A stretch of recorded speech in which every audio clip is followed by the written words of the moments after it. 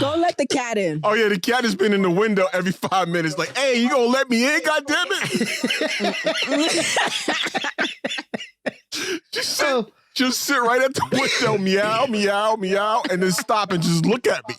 It's the cat. Like, not saying that, just looking God. Like you know what she's about to be, right? What? Wow. This is about to rain out there, right? Kaylee just dropped the bomb on us. Right. Oh, man. I had to do it. Oh, man. So this was fun. Thank you. Are you gonna hang for the after show, or you gonna disappear on us? Nah, my knees are bad. What the hell is the after? You're sitting down. Exactly.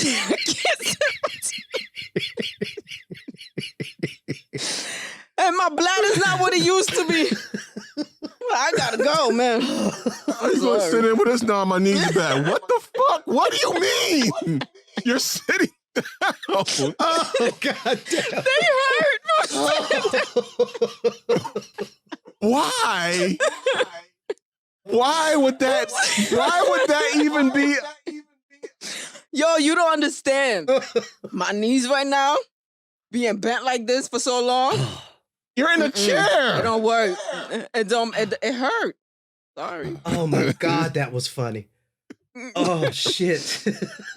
And my bladder's not what it used to be, so I gotta go. I don't understand it. All right.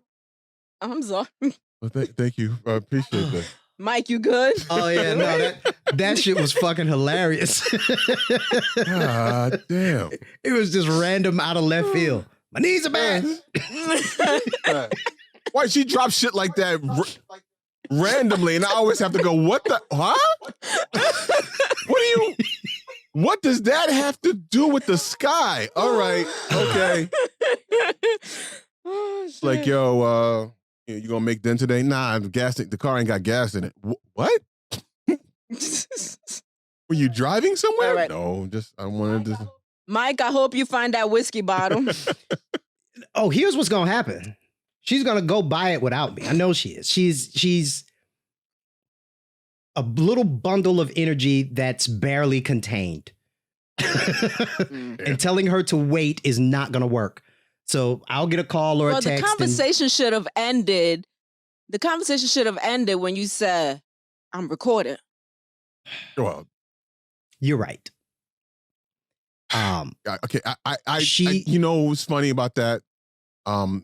You know, it's a woman thing, clearly, because you've done the same thing to me. Like, I'm doing XYZ, now, and you'll continue to say what it is that you want me to do or whatever you're complaining about at the time, as if to say, fuck what you doing, I'm going to tell you anyway because blah, blah, blah, blah. Yeah, but I know that you can't stop what you're doing. It's just so that you know that you have to do it when you're done. I have a question. Why can't you just tell him when he's done? Because it's on my mind at the moment.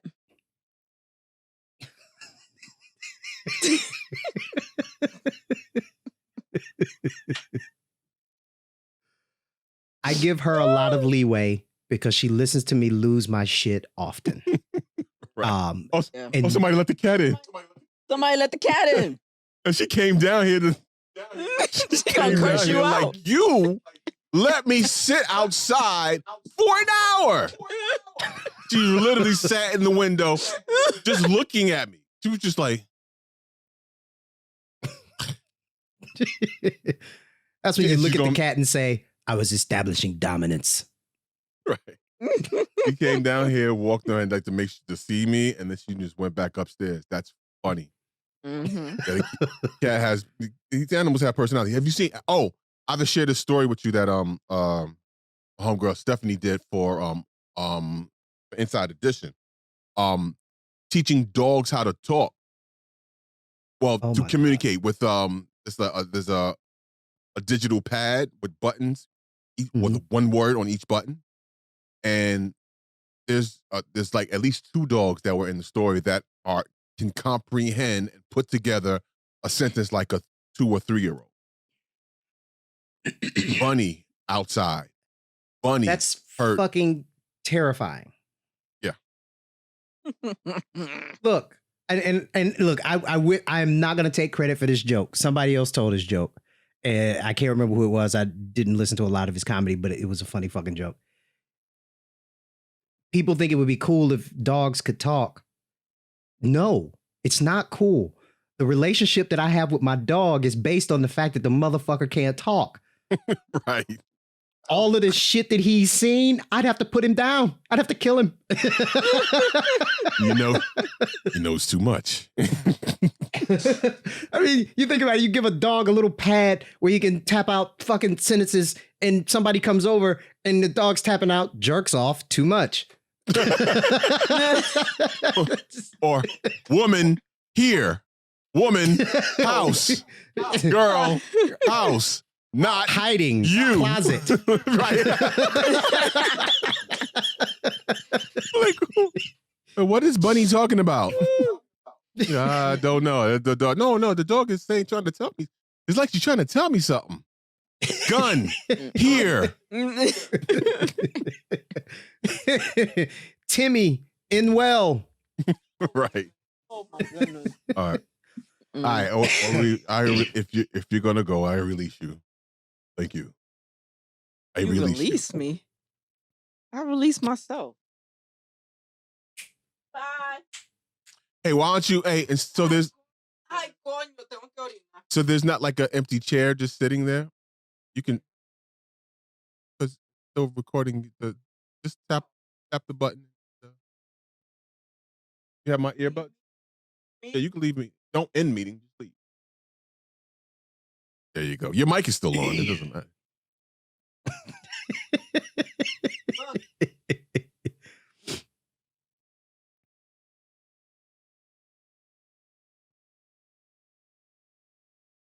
No, you're not fine.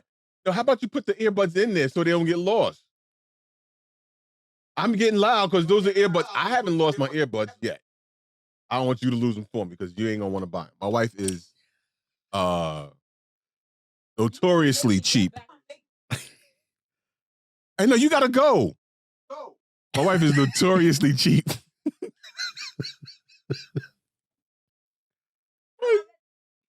Notoriously cheap. Phone won't charge. Phone hanging on a string. Hey, you need a new phone. I'm not buying a new phone. Love you too. I do that to make her leave because now I'm bothering her. She won't go. All right. I don't Let's know how just long jump in it. Yeah. Welcome to the after show, folks. It's likely that you've been here for a little while because I'm probably going to use all of that just happened. So if you watched the previous show, the actual show before the after show, I teased at the top of the show that we would go through the Marvel announcement, Phase 5 announcement by Kevin Feige. I sent all of that video. It's up on the Dropbox. Okay. But your system is not playing properly. Will it play? Let me see. You say it's in the Dropbox. Let me see. Maybe I can just play from the interwebs. And by interwebs, I mean maybe I could just play it direct from Dropbox. Directly from Dropbox. It's in a folder called Marvel Video or something like that. But we're going to go through it, folks. We'll react a little bit. Some of it we'll just kind of fanboy and move on to the next one. It's some really good stuff in there. While he's pulling that up, I'm going to shoot through some birthdays real quick.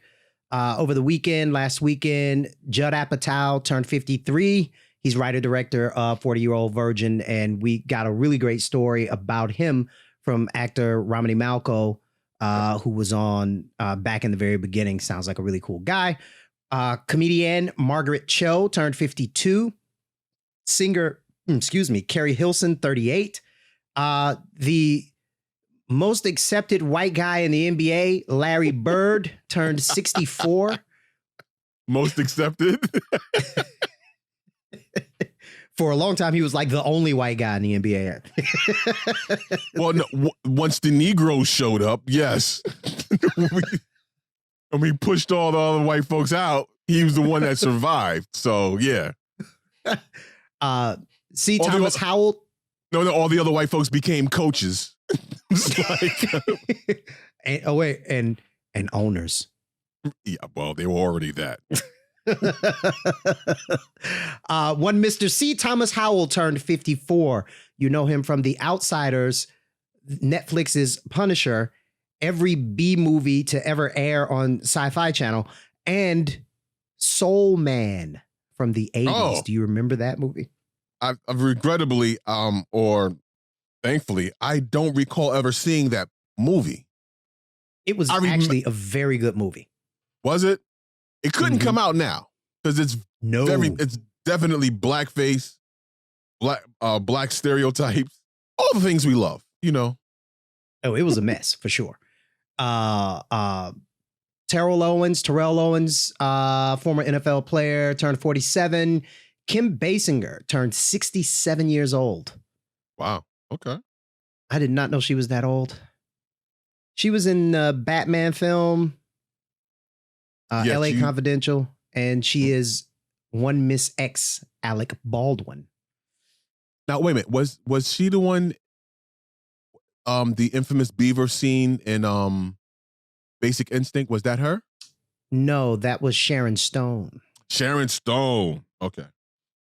Who flashed her beeve. Mm-hmm. Sinead O'Connor turned 54. Biggest hit. She's a singer. Biggest song with Nothing Compares to You, which I think was written by Prince. Chrisette Michele turned 38. She's a singer. Nicki Minaj turned 38. I did not know Nicki Minaj was that old. That's what Lil' Kim was saying the whole time. Lil' Kim was like, she ain't much younger than me. We about the same age. She calling me, oh, we at the same age. Y'all fooled. Y'all being fooled by this chick. That's what Lil' Kim was saying. And we didn't. Well, I was going to say something terrible. The work, you know, I'll leave it. I think Lil' Kim, yeah, I'm stop. I'm gonna stop. Donny Osmond turned 63. Lori Greiner turned 51 from TV's Shark Tank. She's one of the investors on Shark Tank. Okay.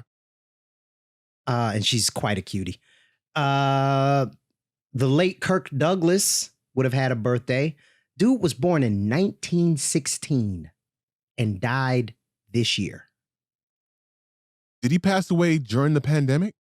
I remember correctly?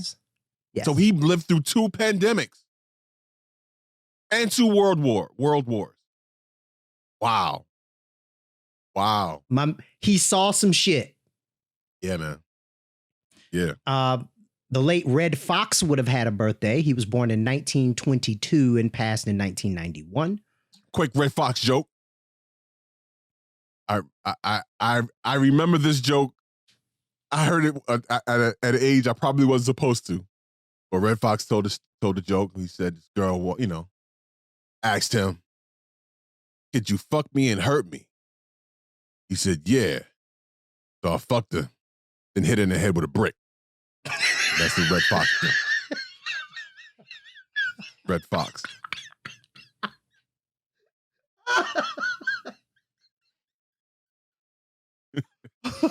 Grammar matters.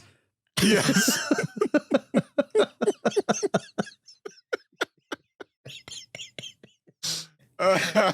Improper placement of "and" means everything.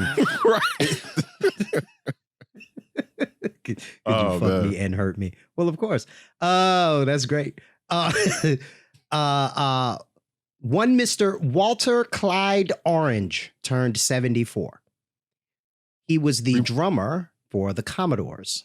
Right. Okay. Drummers used to get all the action. Drummers got all the ass. Mm-hmm. Nia Peoples turned 59 from TV's Fame. Do you remember Nia Peoples? Yeah, she's the one that played Coco, correct? No. No? From the TV show, because Irene Cara didn't do the TV show. What character did she play? Let's see. I'm a Fame nerd. Nicole Chapman. That was her character. Okay, I got to look back and see who that was again. I don't remember. So I'm looking for an old picture of her. Oh, here's an old one. Here's an old one.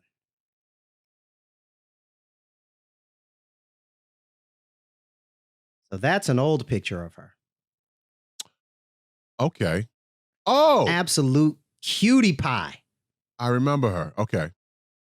Adorable. This is newer pictures of her. Not bad. Not bad at all. Goddamn good. She is delicious. Look at her body. Good God. Kind of favors in this picture, she kind of favors Rosie Perez for some reason to me. She does. She has she does have a rosy kind of vibe going on for sure.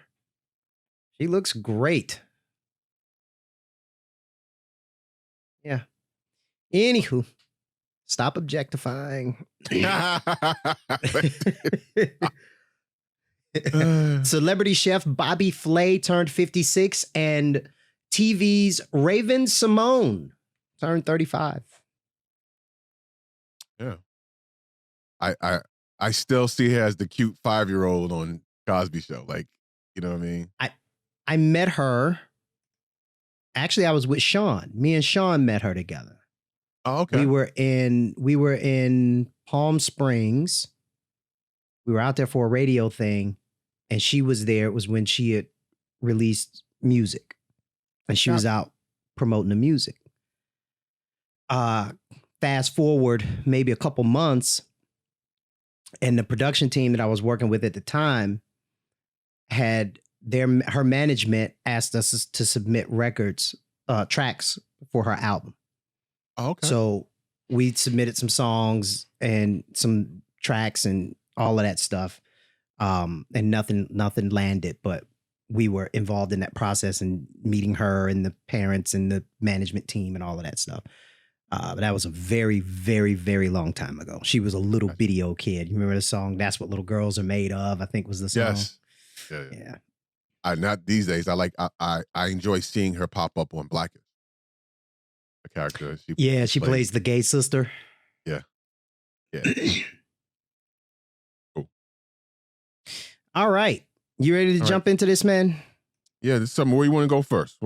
Because I've seen most of these trailers. I'll follow you, brother. Let's go. Let's start with the WandaVision Doctor Strange. So I don't know if this was like Disney's annual investors meeting or something. I don't know. But Kevin Feige, he gets up. It's 20 minutes of content. They show trailers and he talks everything that's coming up. And they start with WandaVision as the first thing they talk about. WandaVision will be the very first Marvel Studios series on Disney+. Wanda and Vision are two of our most powerful and complex heroes, and this series is a perfect expansion point for MCU storytelling. Launching on Disney+ on January 15th, here's a look at the brand new trailer for WandaVision. So what's a single gal like you doing rattling around this big house? Well, I assure you, I'm married to a man, a human one. Wanda. What's it rain and I run, wipe the sleep out of We are an unusual couple. Oh, I don't think that was ever in question. And this kind of looks like the I Dream of Jeannie, or looks like the old TV shows. And I think that's how they have it set up, like old 70s sitcom. Right. Who are you? From I don't know. The Beaver. I think something's wrong here. Wanda, can you read me? Who's doing this to you? Are you here to help us? This is our home. Then let's fight for it.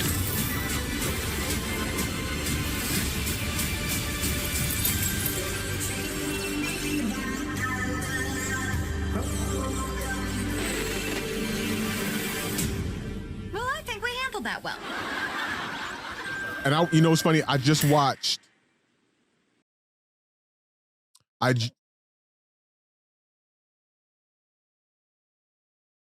Yeah, I've been waiting for that. I'm a Marvel geek. I've seen the WandaVision trailers. There's been a couple of them before this one. And, little sneak peeks and teasers and stuff like that. I'm glad they're finally going to put it out. Because the way I understand it, these shows bridge between Endgame and what's to come next in the Marvel universe. So he talks about that a little bit as they go through everything, the interconnectivity of everything, and he doesn't leave a lot of it to chance, right? So he puts it out there and says this connects with that. That WandaVision drops January 15th, so that's soon, right? That's coming up pretty soon. On the back half of that clip, he talks about. Did you pause it or did you stop it? I paused it. Go ahead and roll the back half of the clip. Hold on. Oh, no, I guess I stopped it. It's all good. So on the back half of that clip, he talks about Elizabeth Olsen, who plays the Wanda character, Wanda Maximoff. And Elizabeth Olsen she is in now London currently right now. shooting. She's shooting the film Doctor Strange in the Multiverse of Madness with director Sam Raimi, star Benedict Cumberbatch, and the rest of the cast, including Benedict Wong, Rachel McAdams, and Chiwetel Ejiofor. And joining them is a new fan favorite character from the comics, America Chavez, played by Xochitl Gomez. This film hits theaters March 25th, 2022, and we're really pushing the boundaries of storytelling with this thrilling, scary, mind-bending adventure. Not only will Doctor Strange in the Multiverse of Madness connect directly to the events of WandaVision, but it will also connect to the events of our new Spider-Man film coming to theaters December 2021. December 2021. And I've been hearing stuff about the Spider-Man movie too. Spider-Man 3 allegedly has all three Spider-Men, all three men who played Spider-Man. Yeah. And there have been rumors about Tobey Maguire coming back and Andrew Garfield, and it's supposed to be a Spider-Verse kind of a thing. And it's a lot happening kind of with the Sony and Marvel properties. Michael Keaton's character, Vulture, is going to show up in the Morbius movie, which is a Sony property. They're rumored that who's the current Spider-Man? What is his name? I don't even remember. I can't remember his name. But anyway, the current Spider-Man is supposed to show up in the next Venom film, or the third Venom film, not the second one. So they're kind of crossing it over. Sony's in the process of creating their own verse. Right. And maybe the third Spider-Man movie kicks all of that off. Jamie Foxx's character from the Andrew Garfield Spider-Man, the Electro character, is the villain in this new Spider-Man film. So it's a lot happening. The America Chavez that's going to show up in Multiverse of Madness. She's a relatively new character. She's part of, I think, the New Avengers. So it's kind of cool that they're introducing her. They're introducing Kate Bishop. They've introduced Katie, I think it's Katie Lang, Ant-Man's daughter. So all of these people wind up being New Avengers in the comics down the road. So it's interesting to see them starting to pepper them into the different franchises to bring that together. You know how they do over the course of like 20 films in 10 years. And then you look up and everything is led to that. So let's do the Falcon Winter Soldier one. Yeah, I like this here too. Yeah. I'm looking forward to this. And there we go. Moving to our next series for Disney Plus, which launches this coming March, The Falcon and the Winter Soldier features two recognizable superheroes last seen together in the final moments of Avengers Endgame. Sam Wilson, a.k.a. The Falcon, is played by Anthony Mackie, and Bucky Barnes, the Winter Soldier, is played by Sebastian Stan. The Falcon and the Winter Soldier is a cinematic experience. It's a Marvel Studios movie played out over 6 episodes. And now here for the first time is an exclusive look at The Falcon and the Winter Soldier. So it's a movie in episode? Wow. Yep. The legacy of that shield is complicated.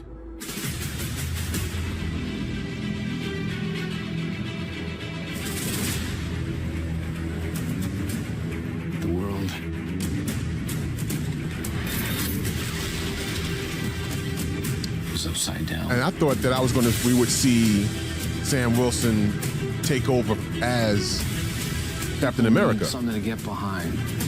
We very well may. And it's kind of cool. It's very cool to see them, you know, in a series like this. But They need the symbol. and it looks like the movies. It looks like a movie. Yeah. What's our plan?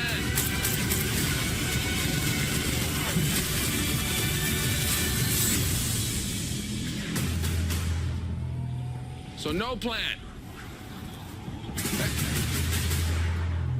Great. Yeah, I It like looks this. badass. It looks dope. Yeah, man. This looks like it should have been in the theaters. Like it could have been. It could be in the theater. They would have had to cut out so much and not really been able to tell the full breadth of the story to cram it into an hour and a half, 2 hours. Or they've been 2 parts. You know, but it's kind of cool. What's going on in that cyborg brain of yours? You don't want to know. Oh, yeah, I can see it working. Gears turning. Oh, they're malfunctioning. They're on fire. God, I hate you. Only on Disney Plus. My Disney Plus subscription has paid for itself by now. Mine too. So that one's March 2021. I think the most interesting thing out of that, or thing that stood out to me, was him saying the history of that shield is complicated. Right. That to me says, or it triggers, that they may be handling how a black man could become Captain America, right? And just the complications associated with that. So that's what I read into it. Yeah, me too. Me too. I was wondering because, you know, Captain America hasn't necessarily been political or social. Like even it actually, honestly, any of the Marvel films, they hadn't really touched on like social issues per se. It's kind of stayed in the superhero world and not actually touched into. Although the original comics, especially the X-Men, was exactly the story of black folks in this country.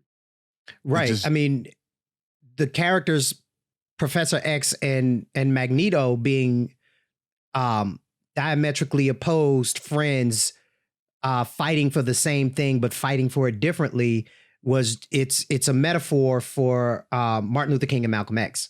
Exactly. So yes, and then the X-Men. So Stan Lee was very deliberate about pulling from the times to create these characters and tell these stories, and that's what allowed Marvel to get a foothold in a world where Detective Comics had been around for so long. It had Superman, Batman, Wonder Woman, Flash, all of that established. It was because the characters were human, right? Yeah. The number one Marvel character in the world is an awkward teenager who's broke, living with his aunt and hustling photos to make money. He's not a billionaire with a utility belt. He's a kid in his room who's decent with science and who figured out how to do it himself, right? So people could see themselves in that, right? Right. And that just kind of created an emotional connection and endeared people. And he took that formula and just ran with it. And that's every character in the universe. So I would love to see them deal with that, you know, and I don't even think they have to deal with it from a standpoint of here's what's happening today in the world, but from the standpoint of we know what this country is, we know what this country kind of, how it got here, we know this country's attitude towards black people. How do I, as a black man, put on a uniform that looks like the flag and a shield that looks like the flag and run around doing this? Like, how do I reconcile that? So I would love to see them tackle that in an artistic way. Yeah. Or to rename the character Captain Black America. Let's roll with the Black Widow Loki. There we go. Yeah, this movie's supposed to came out back in March.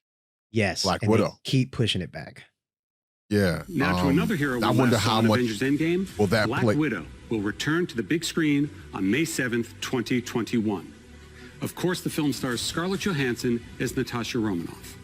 Fans have been patient, and I can't tell you just how ready we are for this Avenger to finally have her own standalone film. And speaking of fan-favorite characters, Loki. The God of Mischief will step out of his brother's shadow and into his own series on Disney Plus in May of next year. The great Tom Hiddleston returns as Loki and is joined in the series by Owen Wilson, Gugu Mbatha-Raw, Sophia DiMartino, Mumni Mosaku, and Richard E. Grant. As with our other shows coming to Disney Plus, we want to try something a little different, explore a new genre for us at Marvel Studios. So we've put Loki in the center of his own crime thriller. If that sounds a little unusual or confusing, don't worry, Loki is just as confused. Here's the very first look at Loki.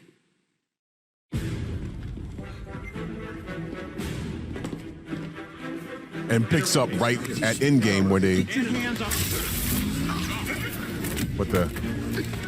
When we saw this happening, they wouldn't talk much about it.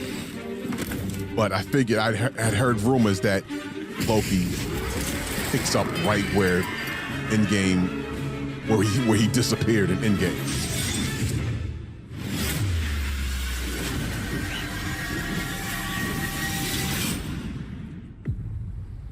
And it's in the alternate universe. Wake up.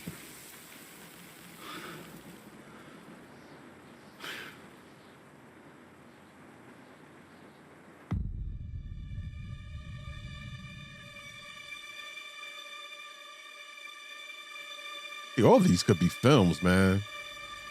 Yeah. You're taking me somewhere to kill me. They spared no expense. No, I'm taking you someplace to talk. Well, I don't like to talk. But you do like to lie, which you just did. Because we both know you love to talk. Talky. How long have you been here? I don't know, it's hard to say. You know, time passes differently here in the TVA. What does that mean? You'll catch up.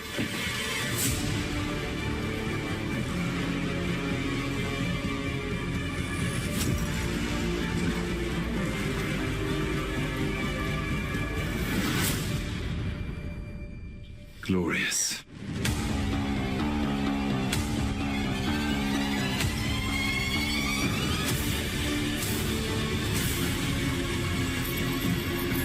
And it looks like are they introducing the Watchers in this as well?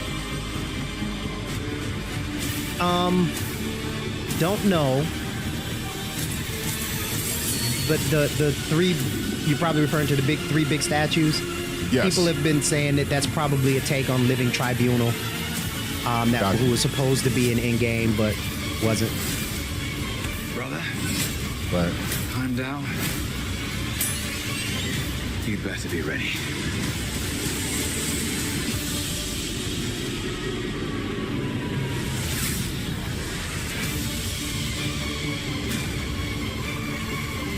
Loki. Yeah, that looks good. Come on. What did you expect?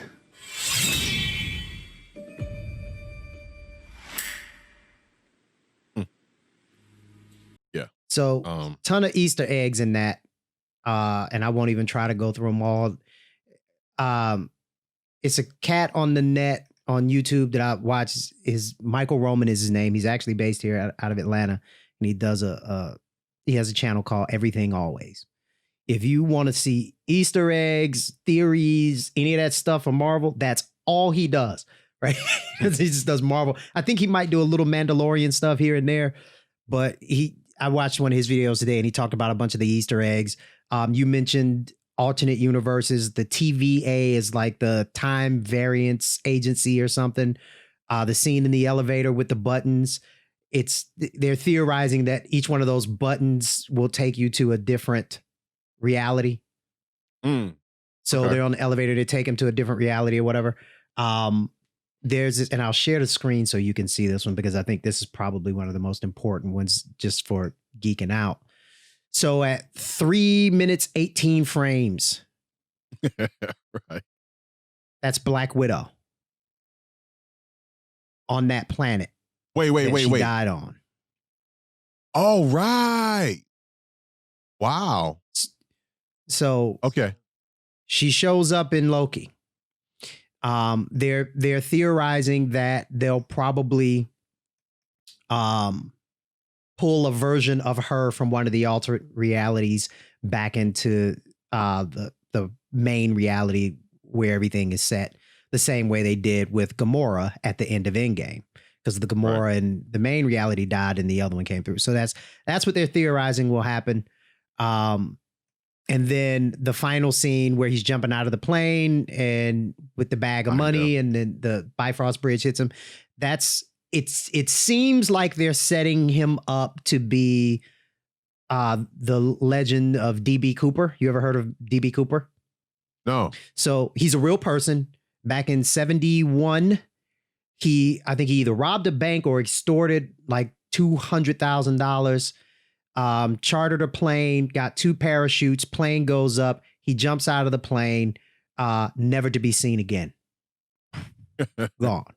And it's like in real life that happened. In real life, it's a mystery that's never been solved. And it seems like they're just kind of retconning that real life thing to say, oh shit, Loki was DB Cooper, which is kind of fun. Do What If? Oh, the what ifs. That's crazy. So it was a line of comics back in the 80s where they would just take concepts and they would say, well, you know, the one that I have still is what if Wolverine was a vampire? And they just explore that whole thing. So they've turned that concept into a Disney Plus series. Animated. Shifting to Marvel Studios' first animated series, coming to Disney Plus next summer, What If? Flips the script on the MCU, taking famous events from the films and reimagining them in unexpected ways. We've assembled a stellar voice cast with many MCU stars reprising their roles. Here's a look at What If. Space. Time. Reality. It's more than a linear path. It's a prism of endless possibility. Well, that doesn't sound ominous at all.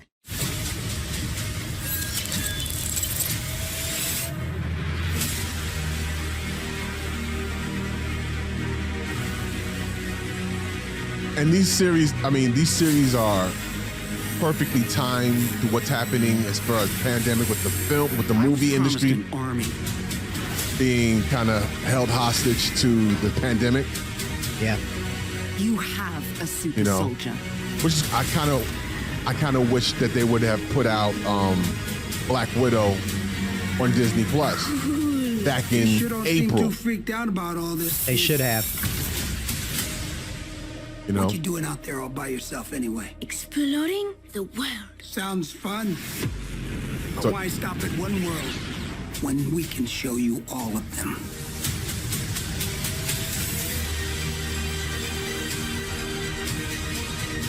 I am the Watcher. I am your guide through these vast new realities.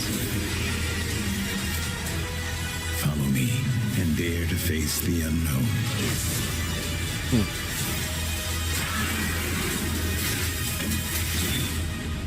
And ponder the question, what if? what if? That's dope. Give me the tour.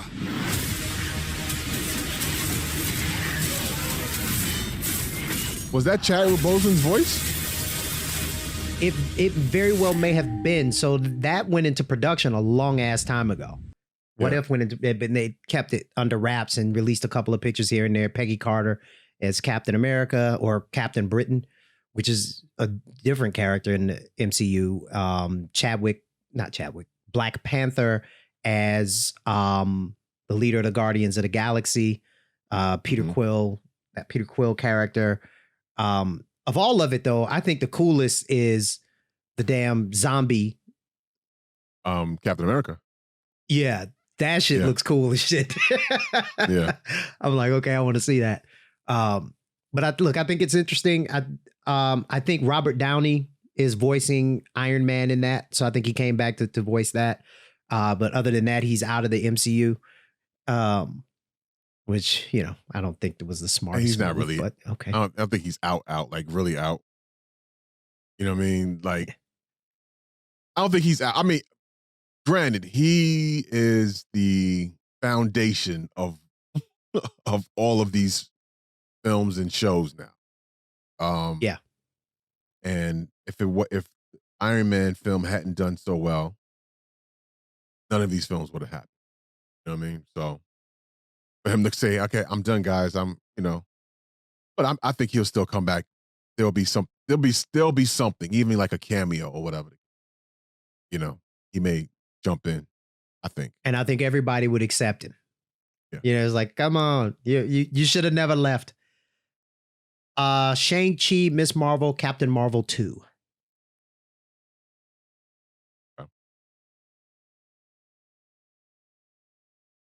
Which, Yeah, but, as much as I hated Captain Marvel 1, they actually did a pretty good job of making me want to see Captain Marvel 2. Captain Marvel 1 was okay. It wasn't. They tried to make it. We've just wrapped production in Australia on our film Shang-Chi and the Legend of the Ten Rings. And we're so impressed the way Simu Liu has brought the character of Shang-Chi to life. Simu is surrounded on screen by a fantastic cast that includes Awkwafina, Tony Leung, and Michelle Yeoh. This film is among the very first in our Phase 4 and is set to release in theaters on July 9th, 2021. Launching on Disney Plus later next year is Miss Marvel. Miss Marvel is a Pakistani-American teen superhero. Earlier this year during shutdown, we held online auditions all around the world to find our Kamala Khan. And we I love found that her name is Kamala. in Aman Vellani. Yeah. Aman will be surrounded by a phenomenal cast and creative team that will bring this story to life. So here's an early look at Miss Marvel. Miss Marvel is a new kind of superhero. But at the core of all of it, her story is so universal. Miss Marvel is one of the And I'm not really familiar with Miss Marvel at all. And when one comes I'm kind of familiar because I watched some of the Marvel animated stuff that's up on Disney Plus and that they put out on YouTube a few years ago. So I'm kind of familiar, and I played this game that she's in it. It was so incredibly popular because everybody could see like themselves in it's her. the new stuff, and I don't really follow comics like that. So I'm 100% leaning on them to tell me the story of that character. The casting process. Honestly, I wasn't really familiar with Guardians of the Galaxy either. She was Kamala Khan. It was unanimous decision. So, I wasn't super familiar with them. I got them confused with the Starjammers who are associated with the X-Men, and I think a lot of people did that. But once that confusion was cleared up, I remembered who they were and was like, oh, okay. But again, James Gunn told a great goddamn story with figuring out who she is and Guardians about relationships. Family and friendship is at the heart of the MCU canon. That's what's so exciting about the story that we're bringing, is that we're going to introduce you to a new family that's also going to be part of the wider MCU.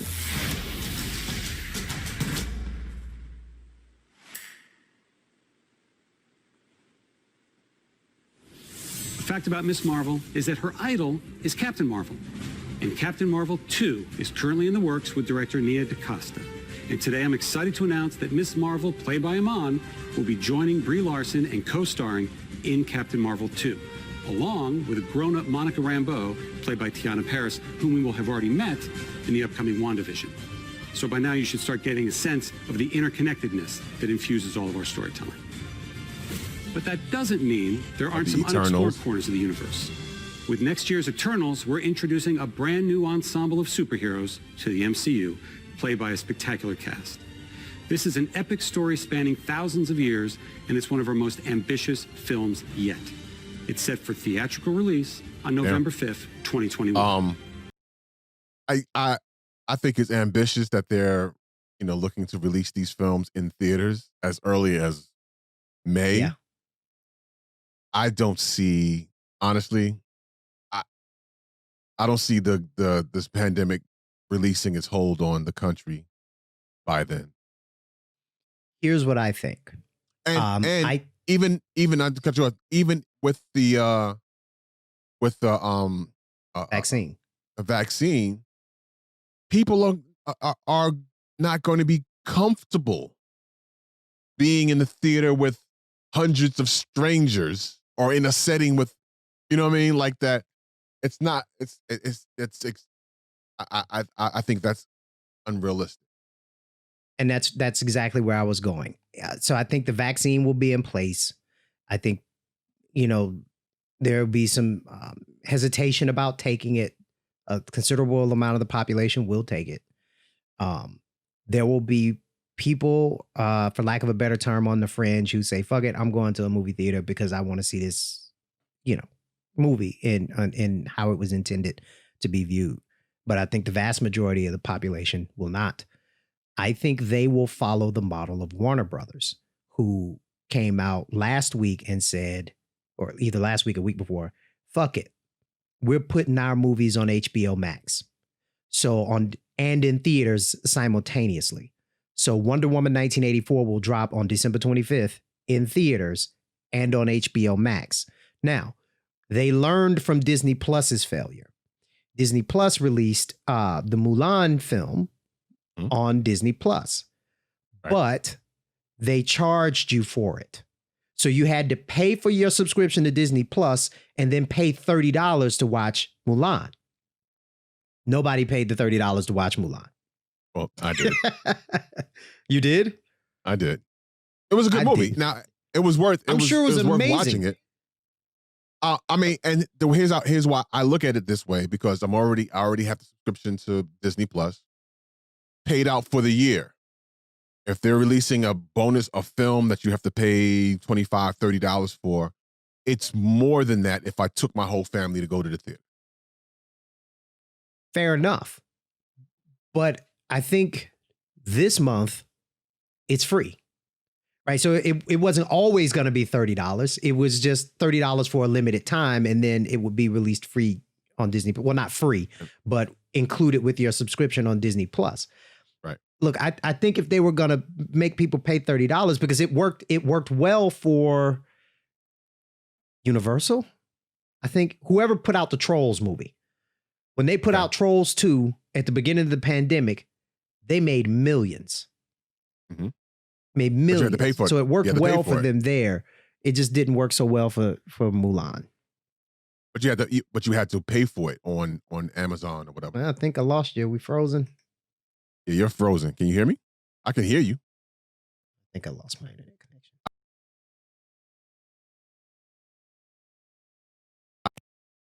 All right, I can hear you now. Okay. I was trying to tell you, if you turn on Zoom, turn the camera off and back on. It's probably it'll kick back in. Okay. That when I froze, that's what happened. But yeah, it didn't really work well for him with Mulan. It worked well with I think Universal for Trolls 2. Trolls, yeah. But I I'm saying Trolls. I think what they'll do. Trolls, you could buy or rent. Yeah. From the Giddy Up, they had it available. So I think obviously they want to make money, right? But don't be greedy. Don't be too greedy. I think if they release it in theaters and on digital release simultaneously, they'll make the money. I think absolutely they'll make the money. And I think if we get to that point in the year and the world is still where the world is, they will realize they cannot kick the can down the road anymore. And they will release it, and you can go on your video on demand platforms, pay. If it were me, I would put a $50 price tag on it. Right? I would. To buy the movie? Yeah. Or to buy, rent, whatever. I would put a $50 price tag on it. I wouldn't do $20. I would do $50. Because if me and my homies went to see it in 3D and IMAX, it's $50. Like that ticket is a $20 ticket, $25 ticket, depending on where you go. Yeah. So. Yeah, but then that sparks a whole nother shitstorm, because later on it would be available for $20. I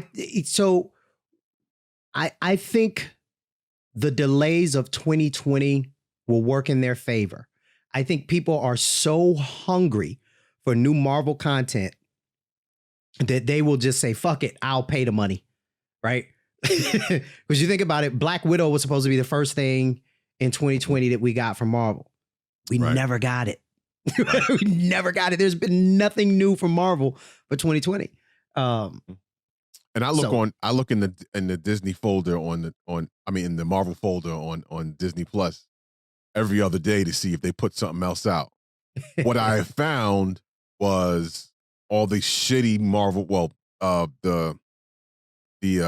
it Sony?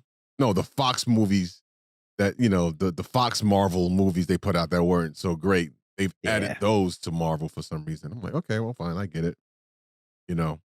But it's no bueno. One or two of the X-Men movies were pretty good. The last one they did was okay. The New Mutants movie was shitty. I enjoyed that movie, actually. I mean, I was a huge fan of the comics. I still have my New Mutants comics, about 60 issues. And I was a huge fan of those stories. So to see those stories told, I thought it was interesting, and to tell it kind of in a horror. Yeah, I thought that was cool. I figured it out very quickly because I know the stories, but I watched it with old girl and she knew nothing about it. And she's not even really huge into superhero genre stuff, but she was on the edge of her seat. Yeah. I enjoyed it for what it was. It wasn't as good as it wasn't great to me. Yeah. But I paid to see it. Fair enough. So did I. I paid to rent it and watch it. I was like, okay, I'll just pay for it. It's fine. All right. I'm curious about the Fantastic Four here. Is that a trailer? No. Captain Marvel 2. Monica Rambeau. Yeah. So we were introduced to that character. She was the little girl from the first movie. Right. And now she's grown up. In the comics, Monica Rambeau was Captain Marvel. She was Captain Marvel before the blonde chick was Captain Marvel. Carol Danvers. She was an Avenger. Her abilities was like she could control light, turn into light. Just I don't remember that specifically because it's been a very long time. But she was an Avenger, and she eventually became the leader of the Avengers. And in the comics, she was a black chick with an afro. So it was no dark-skinned black chick with an afro, and this was back in the 80s, right? So it's interesting to see them bringing that character around. I wonder what they're going to do with her. I wonder how, what kind of relationship they're going to create. And I think it's interesting that a black woman is directing that movie. Yeah. Well. And then my last casting note, The Eternals. One of my favorite black actors right now, Brian Tyree Henry. I'm not familiar with who that is. Have you seen ATL? Yeah. He's the rapper in ATL. Oh, Paper in Boy. Atlanta. The series. Yeah. He's Paperboy. I was thinking T.I.'s ATL. Okay, sorry. I think he is fantastic. He's a fantastic actor, and I'm happy to see him get into this franchise. Yeah, that's a good look. You can do Fantastic Four. It's a short clip, very short clip. Yeah, Fantastic Four is one of my favorite comics. Between that and Spider-Man. Now, and I follow. And finally, I'm happy to announce a film about one of the truly iconic Marvel families. In fact, Marvel's first family, Fantastic Four. We're working on a feature now, and it will be directed by the director of our recent Spider-Man films, John Watts. That's fair enough. So super short clip. My fingers are crossed that they do something good with it. Every Fantastic Four film that has been made before has sucked. They've just never got it right. And then when they made Human Torch, God bless Michael B. Jordan for getting the role, but when they made Human Torch a black dude, they made Sue Richards a Latina woman, and I was like, stop. Just stop. I wasn't mad at that part of it. I was mad that the movie itself, the story itself sucked. That was the only Marvel film I was ready to, and it wasn't, I can't even call it Marvel, but it was Marvel because it's Marvel characters. I was excited to go check it out. We were sitting in the theaters, and within 45 minutes, I was ready to walk out, but refused to walk out because, goddamn it, I paid to see this movie. So Kevin Feige and Marvel Studios, when they started up, they made films with the characters that Marvel still had the rights to. Mhm. Marvel had licensed, I think Hulk was at Universal, Spider-Man and all related Spider-Man properties were with Sony. X-Men, Fantastic Four, and all related mutant and the word mutant was at Fox, 20th Century Fox. Right. But they did a Hulk film. They did a Hulk film, right? Which is Universal and Marvel Studios playing nice together, right? Okay. So how it works is if the studios hold the rights to say, that's Fantastic Four. And if they don't do a film or a project within a certain amount of time, the rights reverts back to Marvel. So that Fantastic Four film you got was 20th Century Fox making a Fantastic Four film so they could keep the rights. But that's the significance of Disney buying 20th Century Fox, because now they own the rights. They can say the word mutant in films now. They can make a Fantastic Four. They can reboot the X-Men. Sony and Universal, they're like, fuck you. We are not giving up our rights. We'll play nice with you. We'll let you use Spider-Man in the films, but for that, you have to do some stuff for us. Universal is just like, nah. And I don't even think they'll let them make another Hulk movie, which is why we got one Hulk film and nothing. He can show up in things, but no more standalone films. Yeah, but Universal's not doing any Marvel films. Nope. So how do they? Okay, yeah, and they haven't done a Hulk film, or I don't know what other characters do they have rights to? Do you know? Probably some of the Hulk related characters, maybe like Abomination, maybe She-Hulk, those type of characters.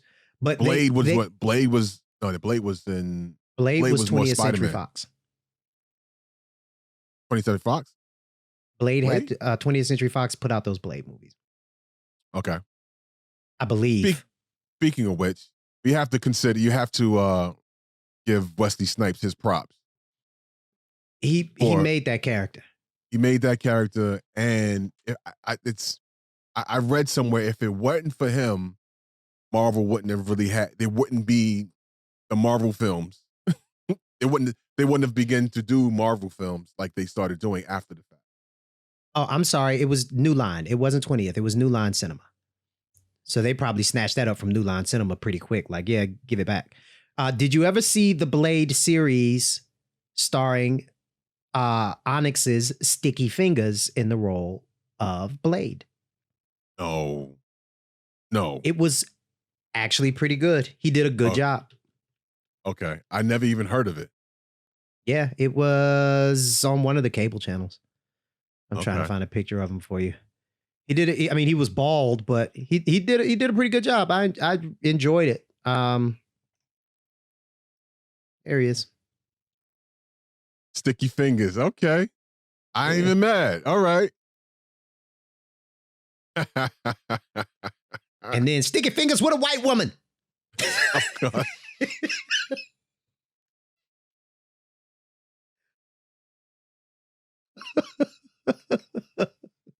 No, it's pretty good. I mean, yeah, look it up and enjoy it. I mean, it lasted one season. I believe it was one season.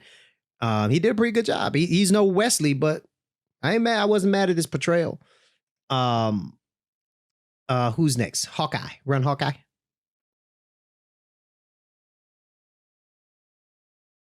Here we go. Hawkeye.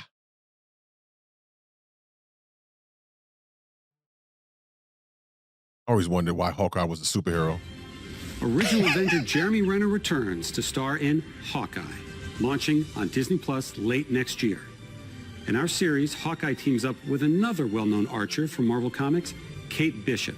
And I'm very pleased to confirm that Kate will be played by the amazing Haley Steinfeld. Rounding out that cast are Vera Farmiga, Fra Fee, and newcomer Alakwa Cox playing Maya Lopez. The episodes are being directed by Rhys Thomas and the directing duo of Bert and Birdie. Birdie. Yeah. What I did like, though, even in the movies, Hawkeye's character, the character Hawkeye, poked fun the fact that he was and I have a bow Why and arrow. am I here? Right. All this is happening, and I have a bow and arrow. This does could be worse. Like, so, well, Hawkeye. Okay. She-Hulk. I'm surprised that they're doing. I mean, I'm happy that they are, but I'm surprised that She-Hulk is happening. But I'm curious to see where they go with it. Oh, he's gonna tell you. Debuting for the first time in the MCU, She-Hulk is coming to Disney Plus. It's a series about a woman trying to navigate the world and be taken seriously as a working professional, despite the fact that she's well over 6'7" and green. It's a very funny series being directed by Kat Coiro and Anu Valia. And I can officially confirm that She-Hulk / Jennifer Walters will be played by the talented and Emmy Award-winning Tatiana Maslany.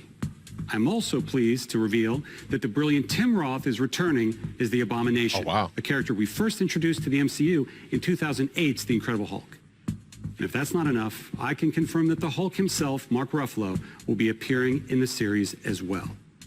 And since Jennifer Walters is a lawyer who specializes specifically in superhero-oriented legal cases, you never know what Marvel characters are going to pop up from episode to episode. Yeah, and she's also dealing with cramps. What is that? I smell feminism. All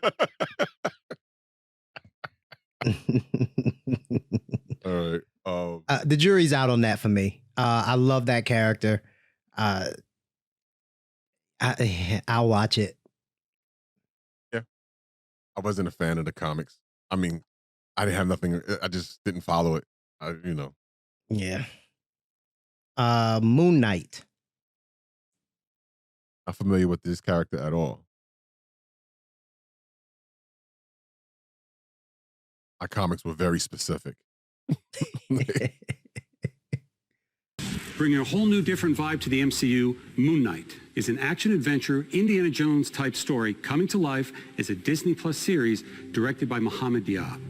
The character Moon Knight is a complex vigilante who suffers from dissociative identity disorder. And these multiple identities that live inside him are very distinct characters in the series. The backdrop of our story is incredible Egyptian iconography.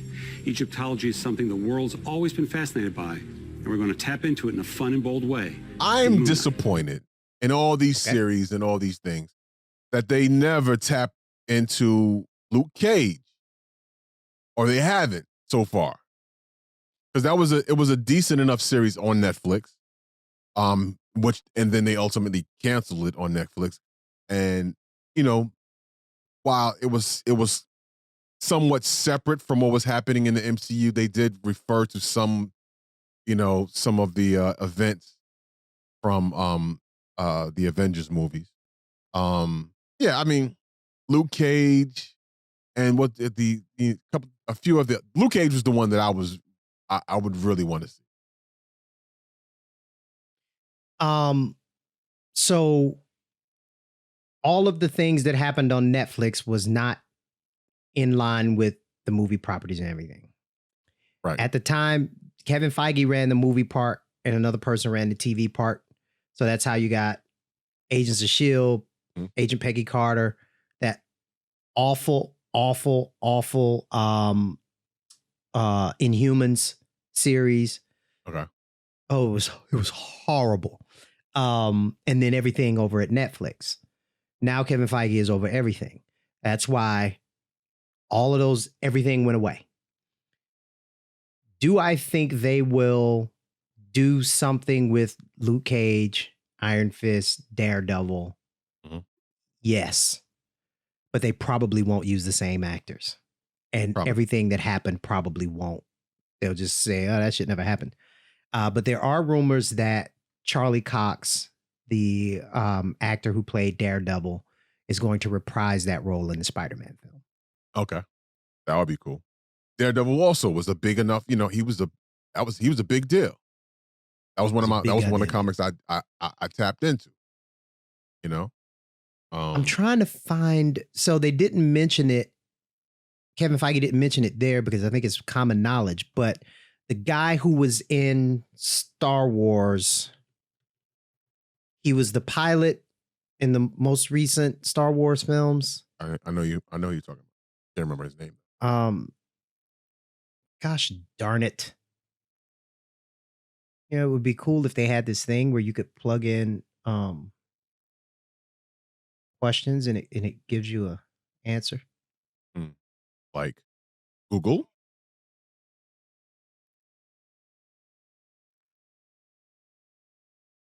I gotta come up Oscar with it. Isaac.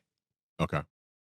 He has been cast to play Moon Knight, the lead, which is, you know, it's significant casting, right? So in a world where we're like, you know, white people get everything, we have a Pakistani American for Miss Marvel. I forget his origin, but he's Middle Eastern in origin. And then it's some, you know, other casting stuff that he's going to talk about. Kevin Feige is going to talk about a little bit and some of the other stuff. This is him from the Star Wars. So you can probably, people watching, you probably, now you're like, oh, him. Yeah. So he'll be casting the lead as Moon Knight. I was a fan of the Moon Knight character. I didn't really collect the comics or get many of the comics, but he was a certainly an interesting character who got his power from an Egyptian god, like the Egyptian god of the moon. And it was, I want to say it was almost like a poltergeist kind of a situation. So, and then the character also having a mental disorder. So it'd be interesting to see how Marvel handles that. Right. And again, living in a time and a world where that's a thing, mental wellness. You have a lead character hero who is mentally not well. So it, you know, I like that they are quietly tackling these issues. You know what I mean? All right, we're almost done. Secret Invasion. My main camera ran out of space apparently. To the Zoom. Yeah, I'll pull it from the Zoom. Now I want to talk about a couple of projects that we haven't announced yet. The first of which is Secret Invasion, coming to Disney+. Samuel L. Jackson is back as Nick Fury, and Ben Mendelsohn from Captain Marvel returns as the Skrull, Talos. Next to Civil War, Secret Invasion is arguably the biggest crossover comic event in the last 20 years, and we're bringing it to Disney+. It's about a sect of Skrulls who have infiltrated every level of life on Earth. Ironheart will be a series for Disney Plus about genius inventor Riri Williams, who has the most advanced suit of armor since Iron Man's. Dominique Thorne will play the title role. And as we like to do, both Secret Invasion and Ironheart will tie directly to MCU feature films. We're also well underway on a series for Disney Plus based on Armor Wars, a classic Marvel story about Tony Stark's worst fear coming true. It's what happens when his tech falls into the wrong hands. And this series will star beloved member of the MCU, Don Cheadle, who will be returning as Jim Rhodes, a.k.a. War Machine. Terrence Howard has to be kicking himself in the ass. That has He to has be. to. You know, even he went on and he's done well. Don't get me wrong. You know, he did Empire. And you know, whatever. But he has to be going, yeah, so I told him I'm the biggest star here, you know what I'm saying? They're gonna have to pay me. There you go. So I left. Yeah. Good luck. Cares about no, you know, comic book. I'm supposed to get my own movie. They ain't want to do it. So, you know, I left. Yana. How's that working out for you, bruh? Oh boy. Don Cheadle was like, I heard a story that I guess when they approached him for it, and he had to make up his mind really quickly whether or not he was going to do it. It was like, it's going to be over the next 10 years. We want to know if you're in. And he had to kind of go like, I don't know what I'm doing in the next 10 years or whatever. Okay, fine. All right, fine. I'll do it. Okay. And here we go. And now he's getting his own shit on Disney Plus. Yeah. Talking about job security. Oh, wow. So one of the biggest shockers there, probably for a lot of people who don't really follow the comics, is Riri Williams. Obviously a black girl, not a grown woman, black girl, who she made her own armor, took up the mantle of Iron Man until she got her own title, Iron Heart, with Robert Downey's departure from the franchise. It's easy for them to roll her right in. Some people not happy about that. And would those some people be white people? White people and males. There are actually some black males who just don't particularly like it. I don't have a problem with it, actually. The character, we aren't taking an established character and turning it into a girl. There is a girl who was introduced as a character in the comics, and now they are exploring her for the films, right? So I'm like, okay, I want to see what they do with it. Yeah, but I think it's kind of cool. I think they embrace the concept of diversity, and at least with the film side, because there's some cringy shit they're doing on the comic side, but at least on the film side and now the television side, I think they're doing a pretty good job of it. I just hope that they are great stories. I hope they tell good stories. Yeah. What Black else? Panther. Who's left? Guardians and Groot. Holiday special? Oh, is that? I did see that on. I didn't watch it yet. I just kind of saw it that it was coming. One of the best things about expanding the MCU to Disney Plus is that our team at Marvel Studios is finally able to do some of the things we've always wanted to do, but didn't quite have the right outlet for. Like produce our first ever live action holiday special. In a reverent Guardians fashion, the Guardians of the Galaxy holiday special is going to be a lot of fun, especially since James Gunn is back to write and direct. In fact, we're going to shoot it during production of Guardians of the Galaxy Volume 3. This special will drop the holiday prior to the next Guardians of the Galaxy film, which hits theaters in 2023. And speaking of Guardians, aptly titled I Am Groot, everyone's favorite little tree, Baby Groot, will star in a series of shorts on Disney Plus featuring several new and unusual characters. Okay. They got me. I thought it was coming this holiday. Like, we're talking to be out right now. So, do you remember? So Guardians 3 was supposed to come out a long ass time ago. It was supposed to come out before the last two Avengers films. Okay, no, I didn't know that. James Gunn got fired from the production.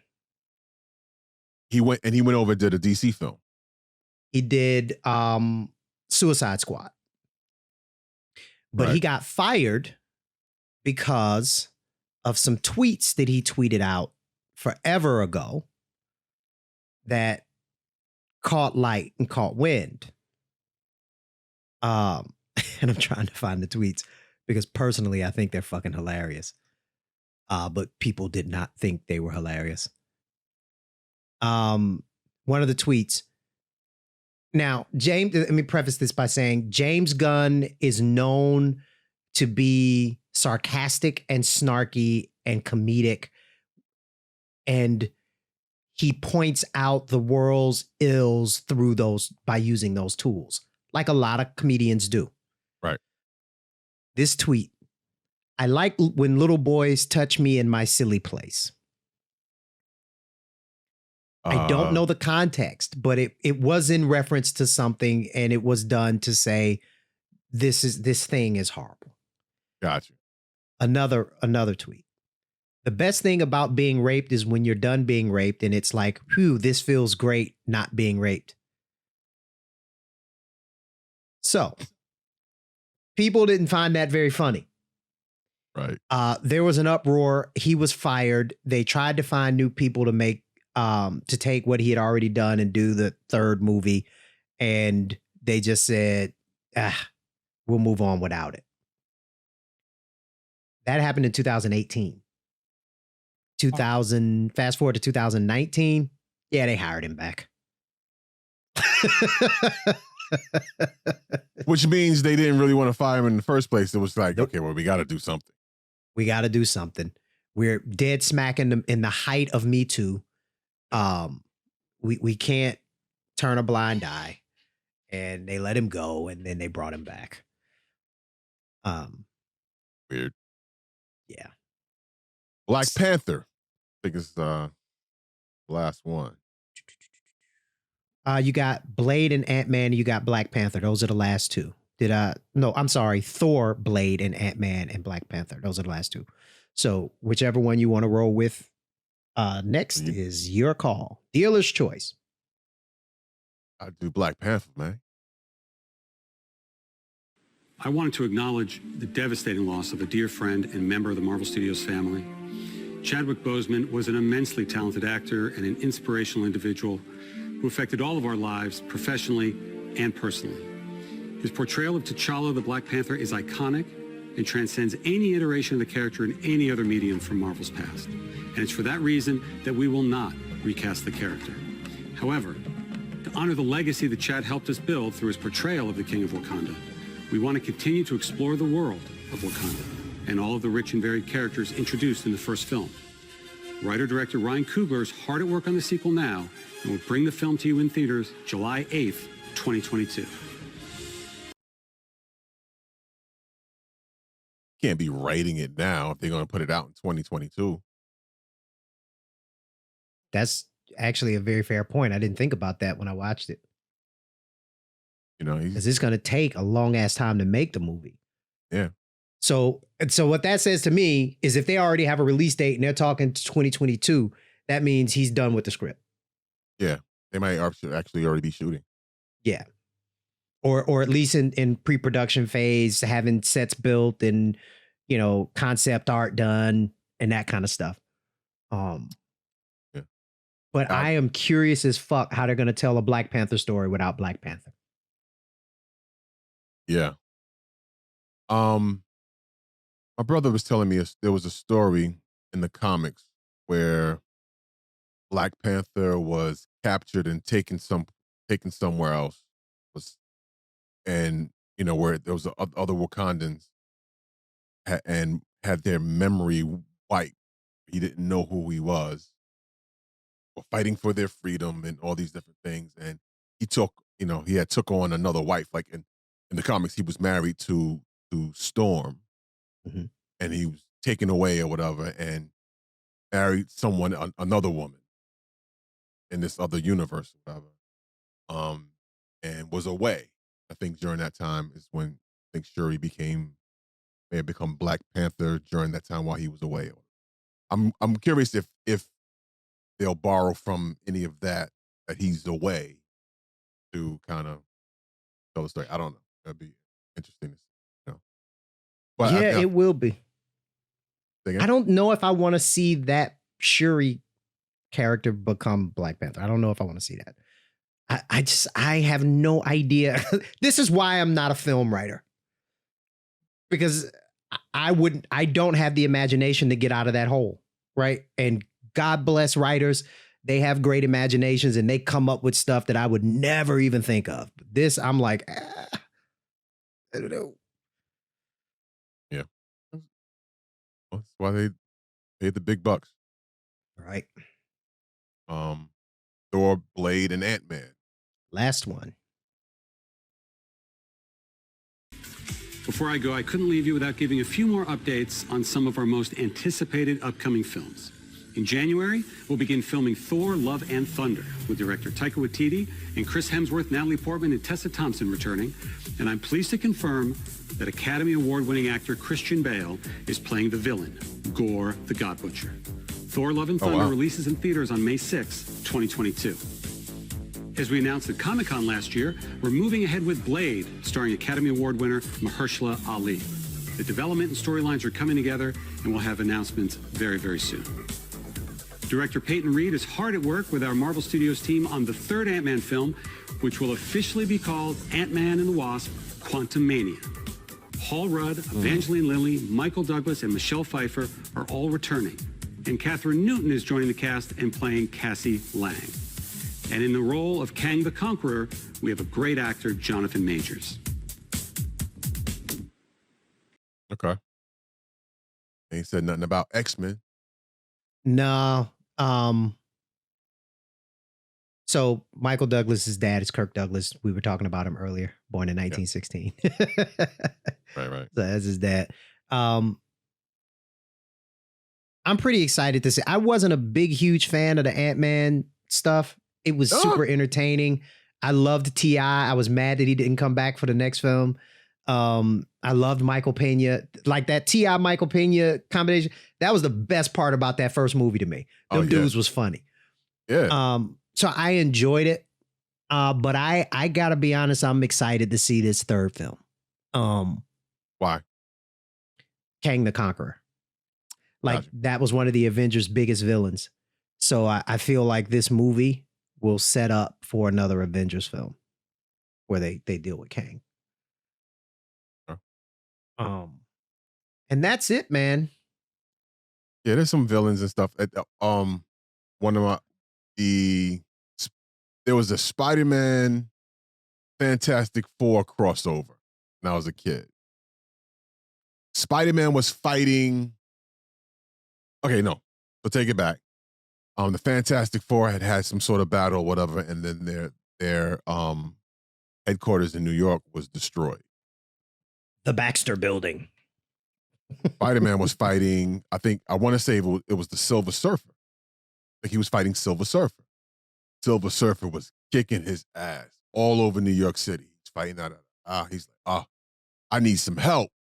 And so let me just get over to the Fantastic Four, and he's web swinging, whoop, boom. Okay, I'm almost there, right around the corner, and he swings around the corner, and there's an empty lot at the building where the Fantastic Four was, and he's like, damn, I got to deal with this dude by myself. I forgot it was destroyed. I remember that comic being and reading and go, oh my God, yes, Fantastic Four building was destroyed. What are you going to do now, Spider-Man? I'll be curious to know, if at any point they're going to start. I mean, they won't tell the same stories because I see they're putting their own twist and spin and changing things up. So some of the stuff I remember, I don't remember. When I see it, it's very different than what I remember as a kid reading the comics. And those stories evolved and changed over time with the new, because I didn't keep up with the comics in the 90s at all. You know what I mean? Yeah, I got out in the late 80s. Yeah. That'd be cool to see, man. Hope you guys enjoyed our geeking out. Yeah, and this has been pretty long, so I don't know if I'm going to run it as one long full show or if I'm going to split it up into clips. I don't know yet. Either way. It's the after show. Thanks for staying with us, people. If you like the content, like, subscribe, hit the notification bell. Remember, we're trying to grow. We're doing a giveaway. Once we reach 100 subscribers, we're going to bless somebody with a $100 gift card. And while supplies last, like, subscribe, shoot us an email over at unpopinshow@gmail.com. Let us know an address, and T will visit your house. No, I'm kidding. We'll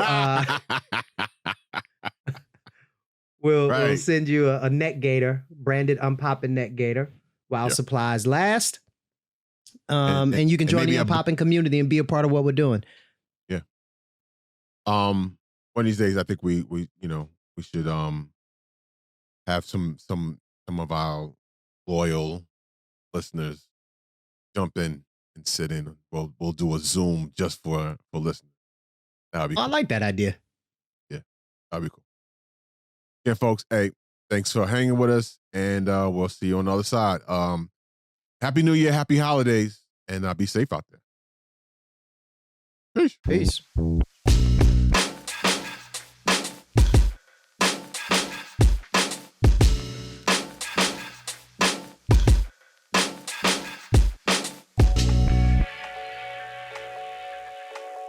Need a daily dose of jokes? Like, subscribe, smash the notification button, and you'll get jokes in your inbox basically every week. Absolutely. Because we like cats. No, that's the wrong. God damn it.